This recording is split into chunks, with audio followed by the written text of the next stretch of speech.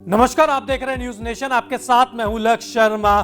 भारतीय women's team ने पहले टी20 में जिस तरीके से ऑस्ट्रेलिया वुमेन्स को हराया, उसके बाद यह उम्मीद लगने लगी है कि टीम इंडिया वनडे सीरीज में मिली हार के बाद दोबारा से ट्रैक पे लौट आई है, क्योंकि 9 विकेट से हराना ऑस्ट्रेलिया वुमेन टीम को बहुत बड़ी बात है।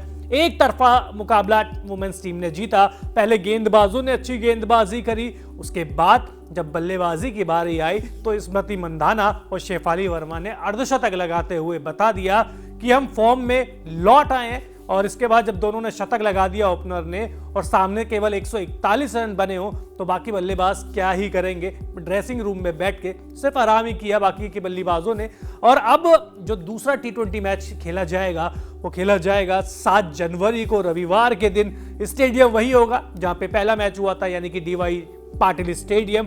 तो इस मैच के लिए दोनों टीमों की संभावित प्लेइंग 11 क्या हो सकती है, पिच रिपोर्ट क्या कहती है, वेदर फोरकास्ट क्या है, दोनों टीमों के बीच में हेड टू हेड रिकॉर्ड क्या कहते हैं, सब कुछ बात करेंगे। लेकिन सबसे पहले बातचीत कर लेते हैं दोनों ही टीमों की संभावित प्लेइंग 11 के बारे में। अगर भारत की संभावित प्लेइंग 11 के बारे में बात करें तो शेफाली वर्मा, स्मृति मंधाना, हरमनप्रीत कौर कप्तान, जेमिमा रोड्रिगेज, दीप्ति शर्मा, ऋचा घोष, अमनजोत कौर, पूजा वत्राकर, श्रियंका पाटिल, रेणुका ठाकुर सिंह और तिताज साधु। वहीं ऑस्ट्रेलिया की बात करें तो फोइबे लिचफील्ड, एलिसा हीली जो कि कप्तान भी है, एलिसा पेरी बहुत अच्छी ऑलराउंडर है, Beth Mooney, Tahlia McGrath, Ashleigh Gardner, Annabel Sutherland, Georgia Wareham, Alana King, Kim Garth और मेगन शूट। तो ये है दोनों टीमों की संभावित प्लेइंग 11।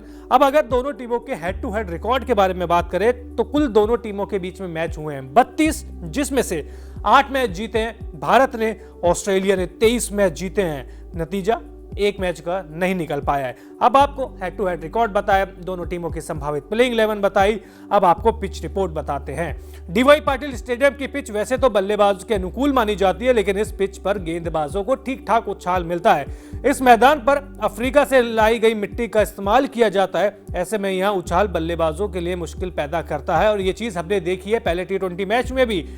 पिछले मुकाबले में ऑस्ट्रेलिया ने पहले बल्लेबाजी की, लेकिन वह कुछ ज्यादा नहीं कर पाई और केवल 141, जैसा कि आपको बताया, केवल 141 रन बना पाई। अब आपको अंत में जाते जाते यानी ये भी बता देते हैं कि वेदर कैसा है। क्या टीम इंडिया 2-0 की बढ़त लेने के लिए तैयार है? क्या जो इंद्र देवता है वो बीच में अडंगा तो नहीं अड़ा देंगे? तो weather.com के अनुसार मुंबई में रविवार को अधिकतम तापमान 31 डिग्री सेल्सियस और न्यूनतम 24 डिग्री सेल्सियस तक पहुंच जाएगा। पूरे मैच के दौरान बारिश की संभावना नहीं है और आसमान में बादल छाए रहने की भी संभावना नहीं है। इसका मतलब गुड न्यूज ये है कि बारिश की कोई संभावना नहीं है, और अगर बारिश आती भी है तो बहुत छुटपुट आएगी। वैसे मौसम है नहीं तो बारिश नहीं रहेगी, बादल भी क्लियर रहेंगे। अब आपको पिच रिपोर्ट भी बताई, आपको दोनों टीमों की संभावित प्लेइंग 11 भी बताई, हेड टू हेड रिकॉर्ड भी बताए, वेदर फोरकास्ट भी बताया। अब दोनों टीमों के प्रदर्शन के बारे में भी बातचीत कर लेते हैं। दरअसल ये सीरीज स्टार्ट हुई थी टेस्ट सीरीज से। एक मैच की टेस्ट सीरीज थी जिसमें भारतीय टीम ने जीत दर्ज करी थी, बड़ी आसानी से जीत गई थी टीम इंडिया। इसके बाद 3 मैचों की वनडे सीरीज खेली गई, जहां लग रहा था कि टीम इंडिया टेस्ट की तरह ही अच्छा प्रदर्शन करेगी, लेकिन ऑस्ट्रेलिया ने, जो कि कितनी बार की वर्ल्ड चैंपियन है, उन्होंने पलटवार किया और भारत का सुपड़ा साफ कर दिया। किसी को उम्मीद नहीं थी कि भारत 3-0 से ये सीरीज हार जाएगा, लेकिन अंत में नतीजा वही रहा, सीरीज हार गई। अब इसके बाद टी20 सीरीज खेली जा रही है और 3 मैचों की सीरीज में भारत 1-0 से हारे हैं। पहला मैच आगे है, पहला मैच खेला गया, 141 रन बनाए ऑस्ट्रेलिया ने, एलिसा पेरी ने ठीक ठाक से रन बनाए, लिचफील्ड ने ठीक ठाक से रन बनाए, लेकिन जो साधु है उनकी जो गेंदबाजी है वो देखने लायक थी। 4 विकेट लेकर उन्होंने ऑस्ट्रेलिया को बता दिया कि टी20 सीरीज में हम कम नहीं पड़ेंगे। इसके अलावा पूजा वस्त्राकर थोड़ी सी नहीं कहें तो बहुत ज्यादा महंगी साबित हुई। 2 ओवर में 28 रन उन्होंने दे दिए।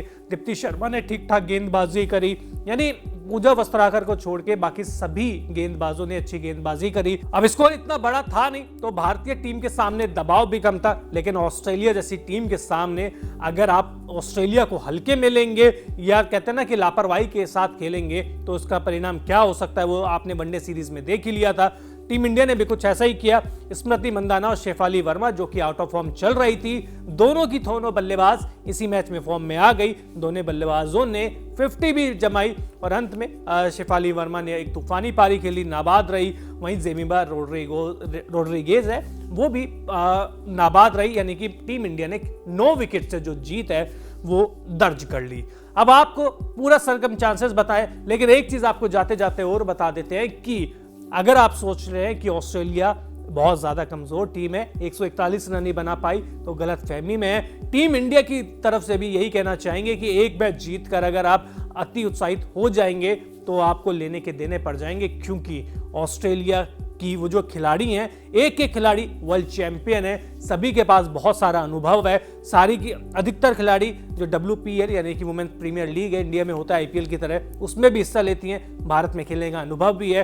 तो पलटवार के लिए आप तैयार रहिए, क्योंकि पहला मैच आप बड़ी आसानी से जीत गई हो, लेकिन दूसरा मैच ऑस्ट्रेलिया आपको इतनी आसानी से शायद ना जीतने दे, या आपको वो कहते हैं ना कि पूरी टक्कर भी दे। तो अब आप कमेंट बॉक्स में ये बताइए कि ये भारत 2-0 की बढ़त ले रहा है, या आपको लगता है कि नहीं, ऑस्ट्रेलिया 1-1 से बराबर कर लेगा और तीसरे मैच में ही सीरीज कौन जीतेगा, इसके जो इसका फैसला है वही बताएगा कि कौन होगा विजेता इस सीरीज का।